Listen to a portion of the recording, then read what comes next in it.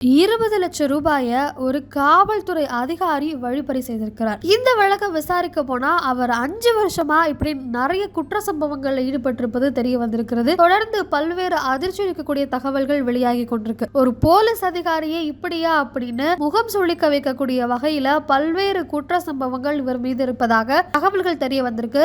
எங்க இதெல்லாம் நடந்திருக்கு அப்படிங்கறதெல்லாம் தெளிவாக இந்த வீடியோல பார்க்க போறோம்.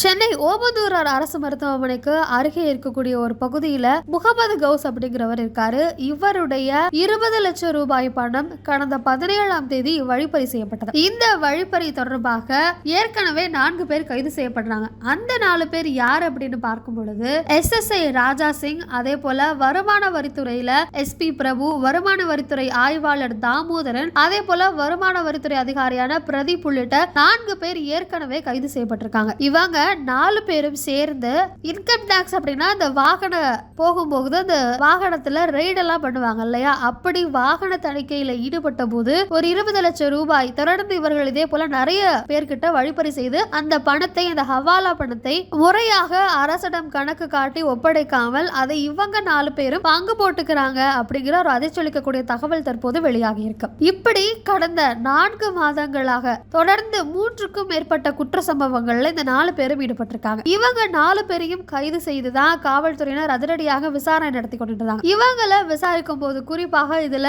ராஜா சிங் மற்றும் வருமான வரித்துறை அதிகாரி தாமோதரன் இவங்க 2 பேரையும் 3 நாட்கள் தனித்தனியாக விசாரிச்சதன் அடிப்படையில இந்த சம்பவத்துக்கு எல்லாம் மூளையாக செயல்பட்டது சைதாப்பேட்டையில் இருக்கக்கூடிய சிறப்பு காவல் உதவி ஆய்வாளர் சன்னி லாய்டு அப்படிங்கிறது தெரிய வருது.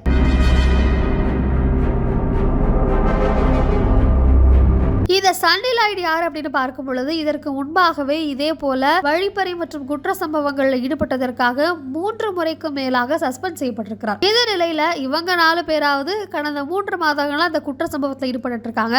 ஆனால் இந்த காவல் அதிகாரி கிட்டத்தட்ட 5 ஆண்டுகளாக இதே போல குற்ற சம்பவங்கள் மற்றும் வழிப்பறியில் ஈடுபட்டு அது மூலமாக பணத்தை ஈட்டி வந்திருக்கிறார். இது தொடர்பாக இவர் மீது வழக்கு பதிவு செய்யப்பட்டு அதே போல அவர் சஸ்பெண்ட் செய்யப்பட்டதாகவும் கூறப்படுகிறது. வழக்கு பதிவு பற்றி அதிகாரப்பூர்வ தகவல் இல்ல அப்படிங்கறதையும் பார்க்க முடியுது. அப்படி இவர் சேமித்து வைத்த பணத்தில் தாம்பஜார் பகுதியில ஒரு ஹைடெக் ஜிம் ஒன்னையும் நடத்தியிருக்காரு. அதே போல ECRல் ஒரு சொகுசு பங்களாவையும் வாங்கி இருப்பதாக தகவல்கள் வெளியாகி இருக்கு.